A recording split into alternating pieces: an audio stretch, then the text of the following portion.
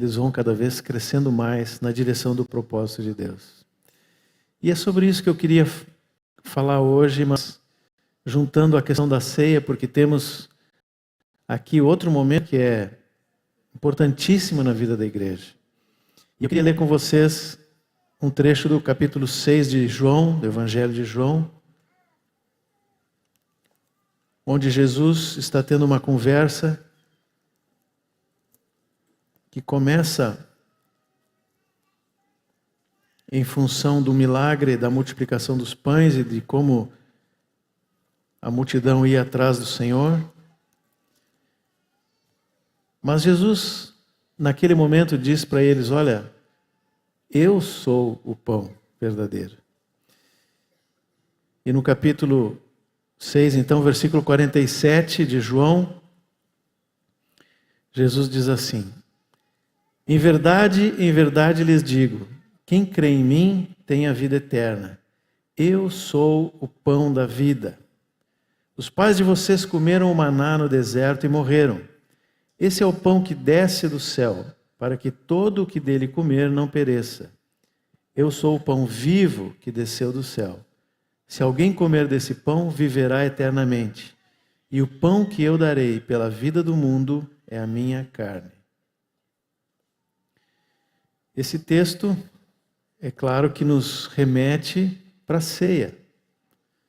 Porque o que nós celebramos quando tomamos a ceia é exatamente o sacrifício que o Senhor fez e a libertação que nós tivemos da condenação, do pecado, do mundo, do império de Satanás sobre essa geração. E nós nos alegramos com o sacrifício do Senhor.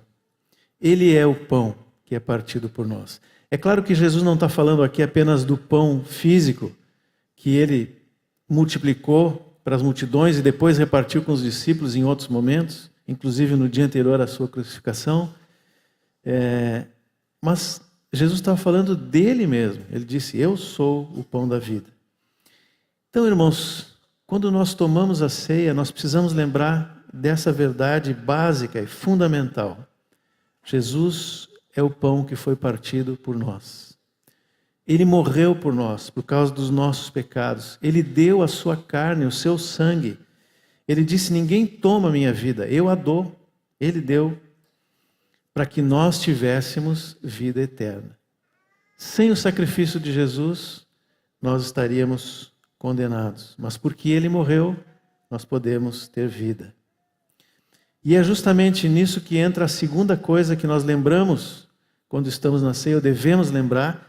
E eu gosto do batismo junto, porque assim como Jesus morreu, a palavra nos diz, nós fomos incluídos na sua morte e sepultados, para não deixar dúvida, pelo batismo. É o que Paulo fala lá em Romanos 6. E se fomos incluídos na morte de Cristo, fomos incluídos também na sua ressurreição. Essa é a nossa garantia e a nossa esperança. Esse mix do batismo e da ceia, ele renova a nossa fé. Eu, pelo menos, fico emocionado. Hoje, vendo as declarações, de adolescentes muito firmes, muito sinceras, muito puras, que é próprio da idade que eles estão passando. Nós, adultos, sempre olhamos assim e pensamos: será mesmo que é assim, Os pais, às vezes, ficam com dúvida. Mas o Senhor olha o coração e recebe, na simplicidade desses meninos e meninas, essa declaração de fé. E assim aconteceu conosco. Um dia fomos batizados e fomos separados do mundo do pecado, dessa escravidão do pecado, e a partir daí somos supridos diariamente pelo pão do céu. É o pão que nos dá vida a cada dia, o nosso amado Senhor Jesus. Assim como foi como o maná no deserto. Por isso que Jesus menciona isso aqui. O Senhor faz um link da história de Israel, da saída do Egito, do deserto, e a caminhada em direção à terra prometida, com a nossa história. Nós, assim como o povo de Israel cruzou pelo Mar Vermelho, passou pelas águas, todos nós também fomos batizados em Cristo. E quando Israel passou por lá, ficou separada em definitivo do Egito e de tudo aquilo que representava o lugar onde eles eram escravos. Assim como nós, que fomos separados desse mundo, da geração de Adão, e tudo ficou lá nas águas. E da mesma forma como eles, que foram sustentados no deserto por mais de 40 anos, um pouco mais de 40 anos, nós também somos sustentados pelo pão vivo, que é o nosso Senhor Jesus. Porém, quando Jesus faz esse link da história de Israel com a nossa história, ele faz uma diferença, que eu não sei se vocês notaram. Notaram sim, né? Ele diz ali no versículo 49, os pais de vocês comeram o maná no deserto e morreram. E depois nos 50, ele diz, eu sou o pão vivo que desceu do céu, se alguém comer desse pão, viverá eternamente. E o pão que eu darei pela vida do mundo é a minha carne. Muitas pessoas ao longo da história, e nós mesmos, se o Senhor não vier antes, um dia vamos ver esse corpo se desfazer. Não vamos ver, né? Os outros vão ver. Mas nós vamos passar pela morte, assim como aquele povo passou. Por que Jesus chamou a atenção dessa diferença? Eu creio que ele não estava falando apenas da morte física, mas de algo que nós vemos naquele povo e que é alerta para nós hoje. Deus tinha o melhor para o seu povo, o povo que saiu do Egito, que ainda não era uma nação. Começou com uma família, virou um povo, né? Mas ainda precisava ter essa liberdade de se constituir como nação, o povo de Deus. Mas Deus tirou eles da escravidão que eles viviam, tratou com o passado daquele povo, vamos dizer assim, né? E prometeu para eles vida abundante na terra prometida, terra que mana leite e mel, é o que está lá na palavra. Mas entre os dois, entre o Mar Vermelho e a outro momento em que eles cruzam pelas águas do Jordão para entrar na terra prometida, havia um deserto. E viver nesse deserto, seja por 40 dias, como o Senhor passou, seja por 40 anos, e no caso do povo apenas com água e maná, não é uma coisa, aos olhos humanos, muito fácil. Só mesmo por fé e confiança de que eles estavam sendo conduzidos por Deus. O problema é que a reação do povo de Israel não foi boa. Ela não foi de fé e confiança, mas sim de incredulidade. Em vários lugares da palavra é dito isso. Mas eu, nesses dias, li e fiquei tão impressionado com Salmo 78, que comecei a meditar nessas coisas e separei alguns versículos para nós lermos. O Salmo 78, que depois vocês podem ler em casa com calma, ele conta essa história da caminhada de Israel com Deus. Uma história de milagres, de poder, de misericórdia, mas também uma história triste, porque ela marca a incredulidade daquele povo. Em muitos momentos, e não só no deserto, né? Nós não vamos ler todo o Salmo, mas eu queria ler alguns versículos a partir do 16. Esse Salmo é um Salmo de Asaf, não o nosso, né? Aquele outro lá. E ele diz assim, Salmo 78, 16. Da pedra fez brotar torrentes, fez manar água como rios. Mas ainda assim continuaram a pecar contra ele e se rebelaram no deserto contra o Altíssimo. Tentaram a Deus no seu coração, pedindo alimento que lhes fosse do gosto. Falaram contra Deus, dizendo, será que Deus pode preparar-nos uma mesa no deserto? É verdade que ele feriu a rocha e dela manaram águas, transbordaram as torrentes. Mas será que ele pode dar-nos pão também, ou fornecer carne para o seu povo? Ouvindo isso, o Senhor ficou indignado, acendeu-se fogo contra Jacó, e também se levantou o seu furor contra Israel. Porque não creram em Deus, nem confiaram na sua salvação. Se essa pergunta fosse feita para nós, né? Será que Deus pode preparar-nos uma mesa no deserto? É só olhar para baixo. Não essa mesa, mas a mesa que o Senhor preparou lá no Calvário e a partir dali tem nos alimentado. Por isso que eles agiram, e a palavra registra aqui, por isso que o salmista diz que eles foram incrédulos e não confiaram em Deus. Não viram a mão de Deus em todo aquele mover com eles. Estavam preocupados, como diz lá no texto, né? Com alguma coisa que lhe fosse agradável, do gosto. Aliás, eu creio que a chave, talvez, para entender isso que está no texto aqui sobre a incredulidade do povo e sobre o que aconteceu com o povo de Israel, está exatamente nesses 2 versículos, 18 e 19, que diz que eles pediram a Deus alimento que lhes fosse do gosto, agradável, do seu paladar. E perguntaram, será que Deus pode nos oferecer uma mesa no deserto? Depois de tudo que o Senhor tinha feito para tirar eles da escravidão, de todos os milagres que Deus fez, ainda assim foram incrédulos. O pedido do povo quanto a alimentos, e ainda que o assunto seja comida, aqui na verdade a questão é espiritual, a gente sabe disso. O pedido do povo no deserto, o alimento que era do seu gosto era pepino, melão, carne, alho, cebola.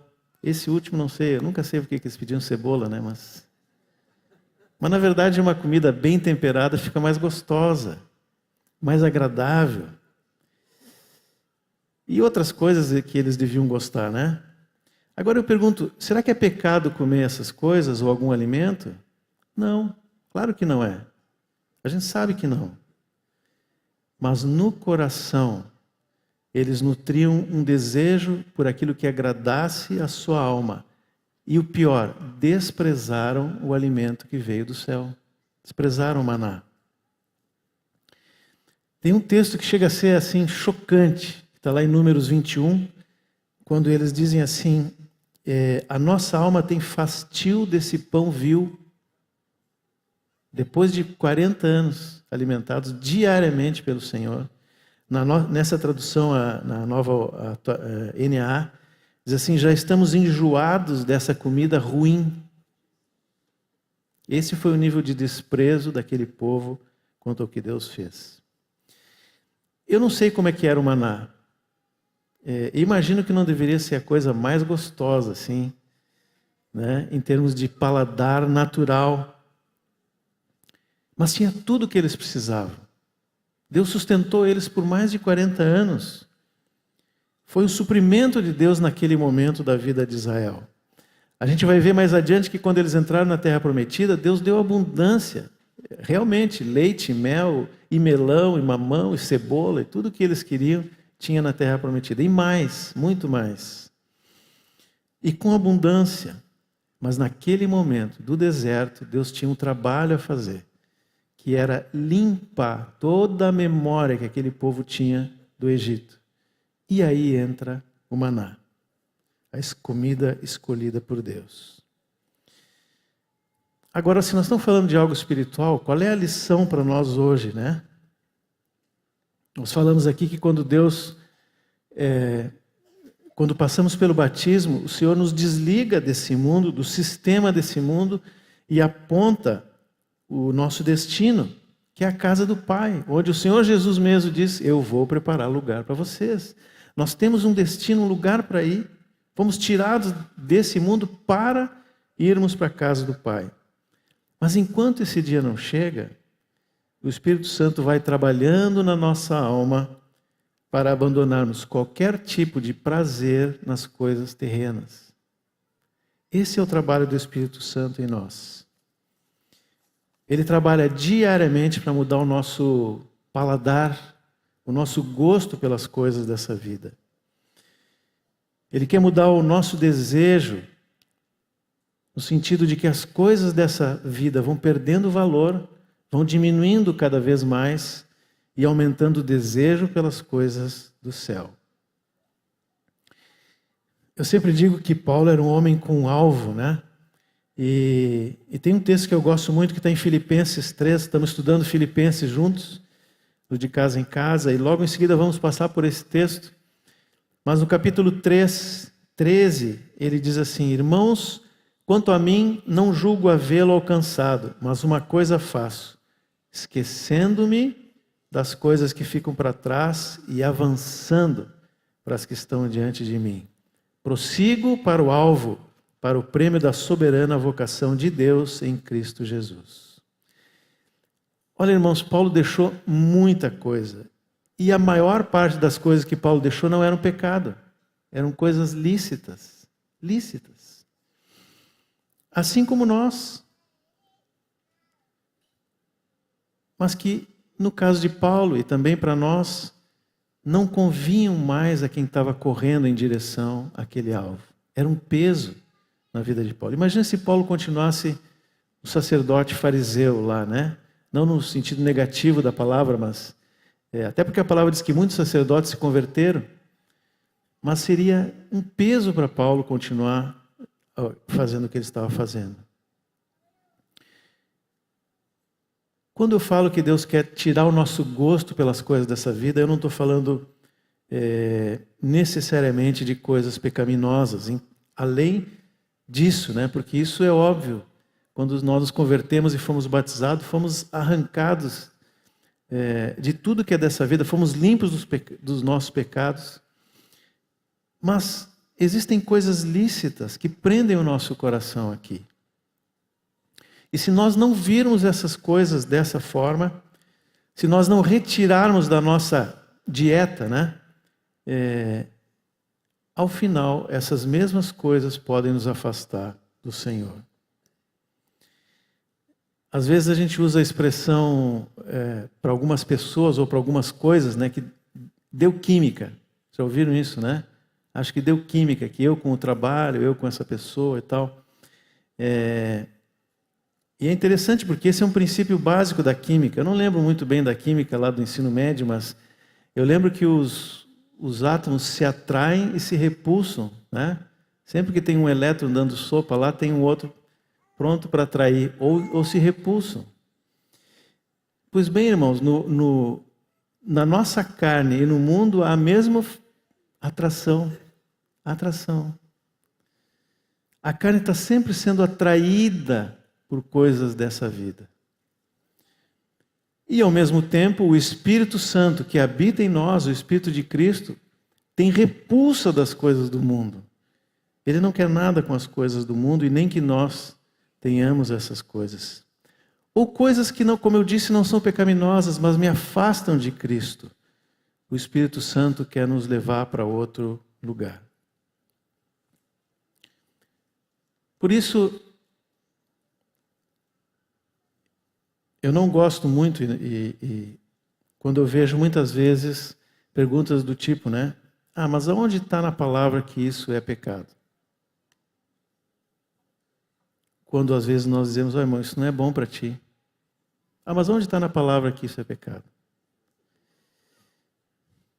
Por que nós não perguntamos ao Espírito Santo, que conhece as profundezas de Deus e quer nos conduzir a toda a verdade, antes de saber se é pecado ou não, vamos perguntar, Espírito Santo, essa coisa deixa Deus alegre? Agrada o coração do Pai, mesmo sendo lícita? Nesse momento, talvez no outro sim, mas nesse momento ela está agradando o coração do Pai. É isso que o Pai quer para mim? Ela contribui para o cumprimento do seu propósito? Ela é prioridade na ótica do que Deus quer fazer ou ela é um peso na corrida?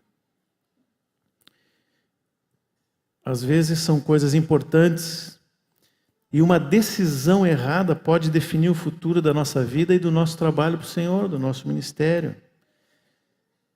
Se nós deixarmos que apenas o nosso gosto, a nossa preferência, defina, por exemplo, carreira, estudo, relacionamentos, casamento ou amizades, às vezes uma decisão errada nessas coisas, por causa da nossa alma, pode nos levar para muito longe do Senhor.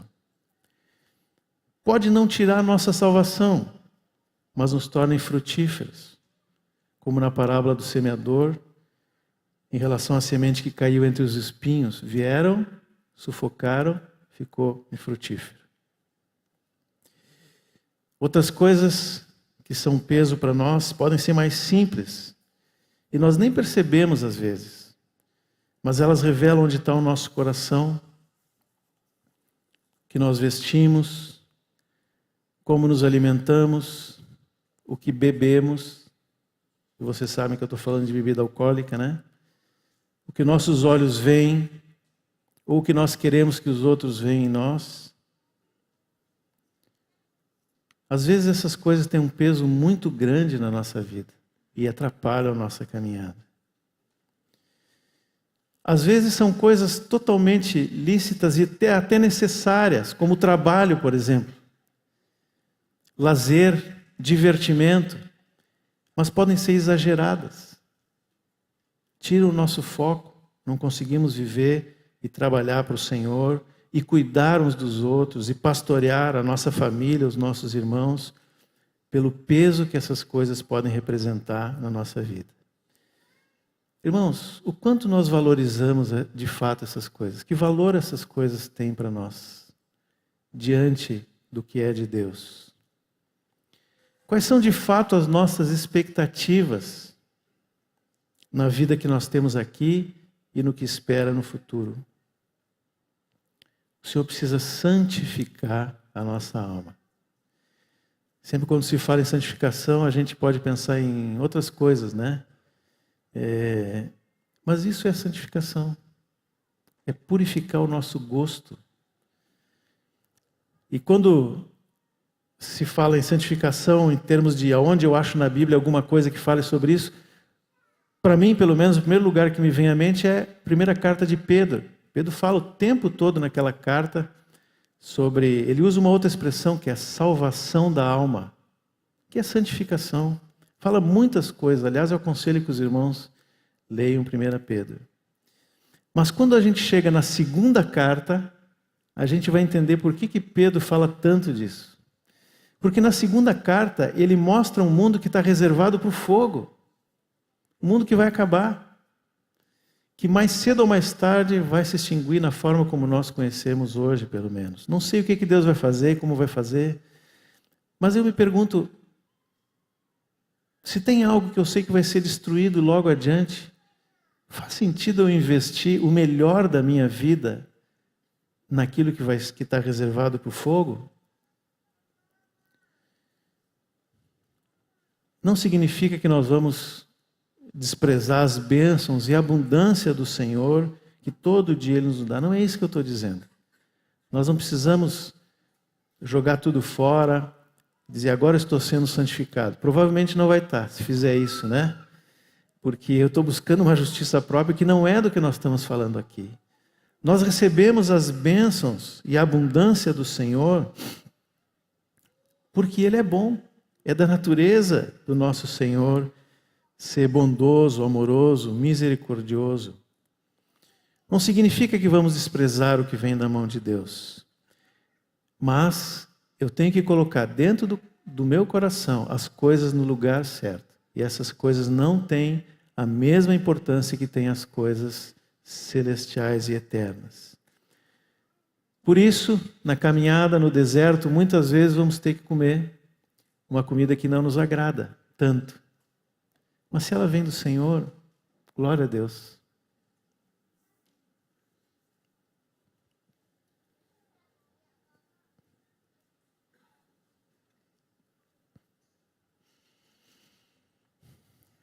Se o Senhor deu, amém. Glória a Jesus. Obrigado pela sua bondade.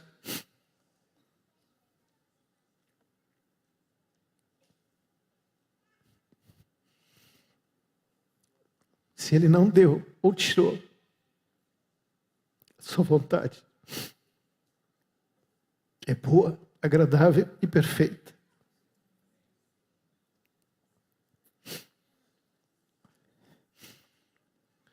O Senhor precisa limpar o nosso gosto pelas coisas dessa vida. É hora, irmãos. Não dá mais tempo.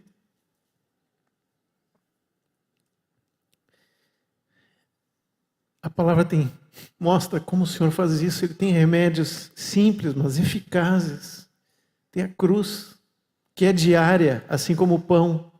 Todo dia tome a sua cruz, Jesus disse. Quer me seguir? Pega a cruz. A cruz me lembra do ponto onde nós saímos, nessa água. Fomos separados, morremos para esse mundo.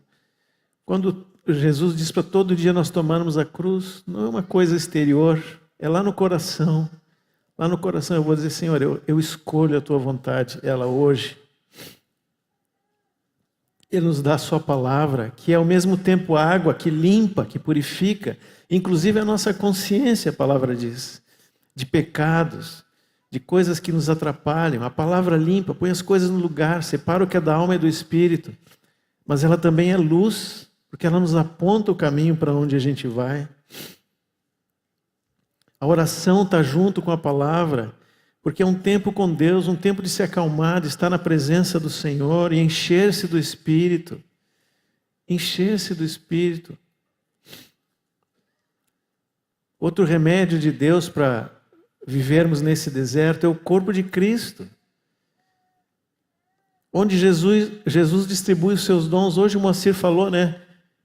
Quantos dons estão aqui que nós ainda não vemos, mas vão se manifestar ali na frente. Quantos dons estão aqui no meio dessa congregação?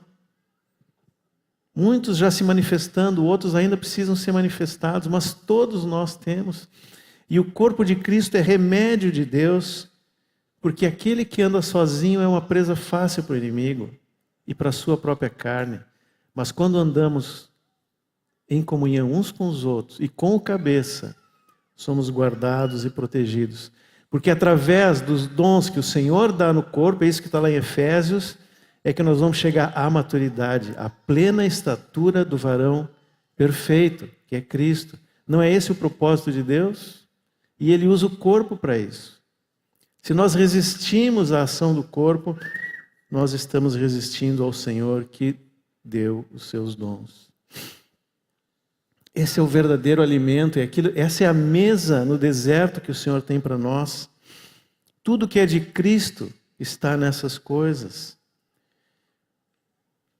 Nossa alma e nosso espírito são alimentados dessa forma, por Jesus, o pão que desceu do céu. Quando nós tomarmos a ceia agora, irmãos, e sempre, não só agora, mas sempre, vamos lembrar disso. Não cumprimos um ritual, não é um costume, não é uma formalidade.